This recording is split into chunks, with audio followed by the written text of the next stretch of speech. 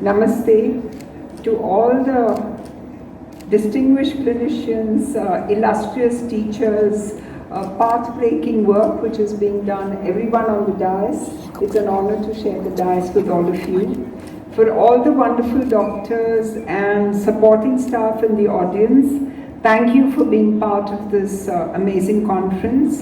And I must mention Indra and her team because they've done everything with a smile on their face. And I would claim to be only the support system. Thank you all for being here, and it definitely is a privilege. And I understand it's the 26th National Pediatric Intensive Care Conference. That's quite a milestone.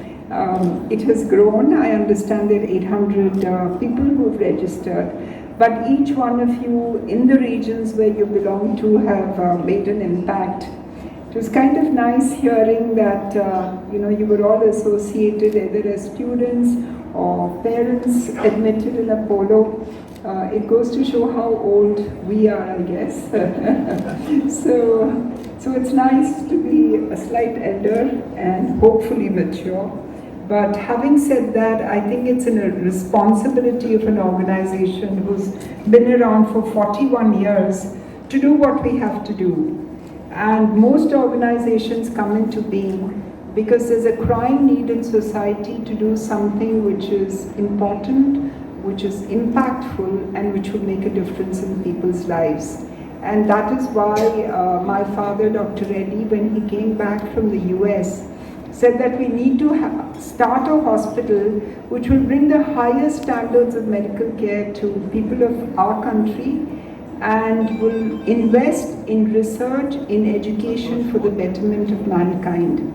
And India today stands tall in the global healthcare field.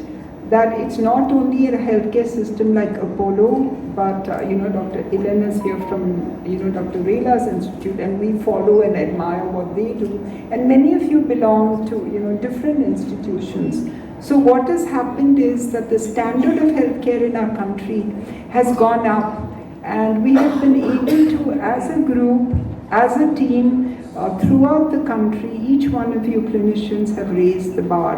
And I think that is really why we respect our clinicians, we respect the supporting staff, and I love the way you brought the nurses into it.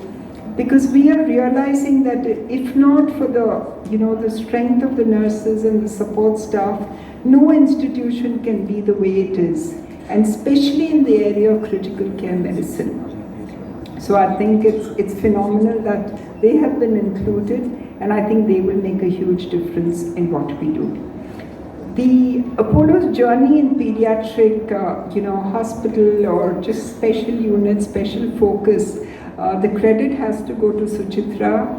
She's demure, sitting there, and Indra and Dr. Meena. I think this trio of amazing, bright women walked into my office and they made this presentation and said that however small, we need an identity and we need to be able to focus and do what we're doing, for pediatrics.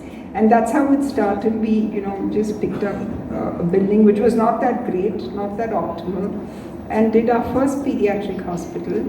But what it has done is that it's raised the bar on how, pediatric healthcare is delivered, whether it is transplants, cardiac care, cancer care.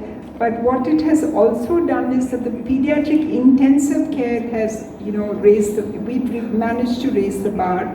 And if we are part of this amazing conference, which is focusing on pediatric critical care, I think the journey has been amazing. And I have to thank each one of you clinicians on the dais, off the dais, for really contributing to make this a better place for pediatricians. For children who come to us.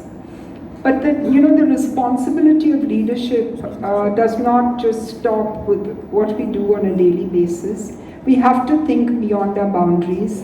We have to think how can we take this level of critical care, high-end care to each one of the children who come to us. And that's why when Doctor made a comment on how expensive it was, I think, quality, there is a cost to quality, there is a cost to be paid for infrastructure, for salaries, so on and so forth. But having said that, today we have answers. Today we are able to do things which we do. We had the courage to set up a proton beam therapy center.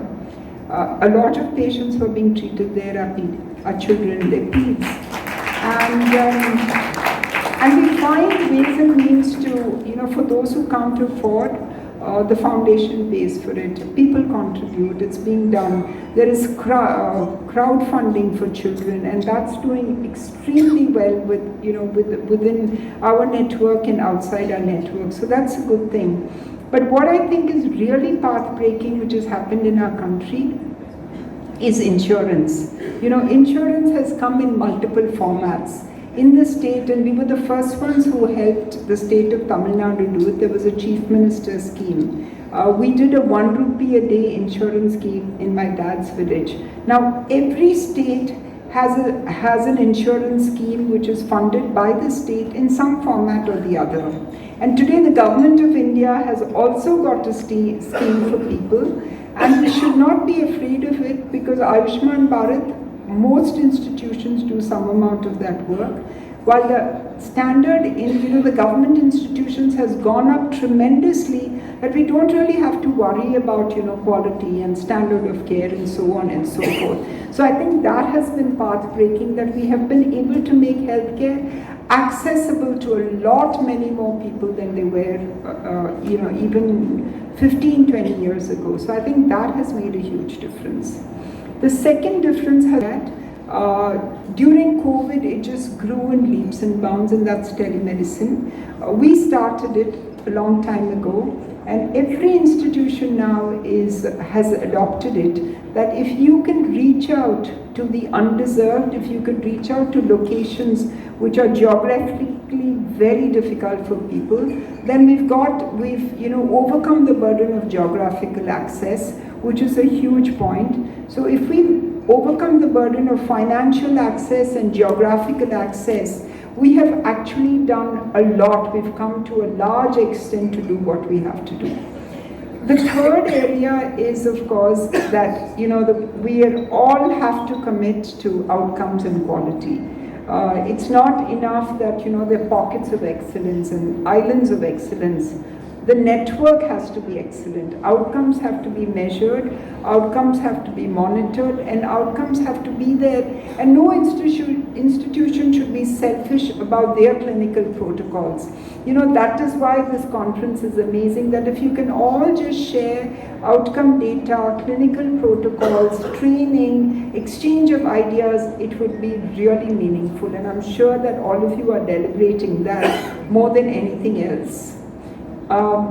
We have to be multidisciplinary. Gone are the days where, just one discipline was enough. I think everybody knows that, if it's critical care, multidisciplinary, they have to come together. You might need cardiac, you might need a transplant specialist, you might need a nephrologist, you might need everyone to come together. And that is happening in a lot of institutions. So more of that would be extremely useful.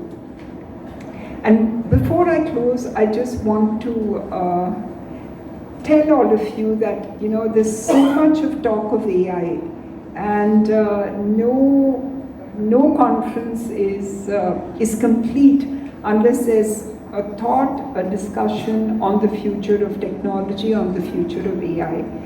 Many of us look at it a bit gingerly and wonder if it's going to overtake what we do. I think we will have to use it as a co-pilot. We will have to use AI to navigate, but the point of high tech will never take over high touch. And all of you sitting in this audience are the ones who have the steering wheel. You hold it in your hands, and you are the proponents of high touch.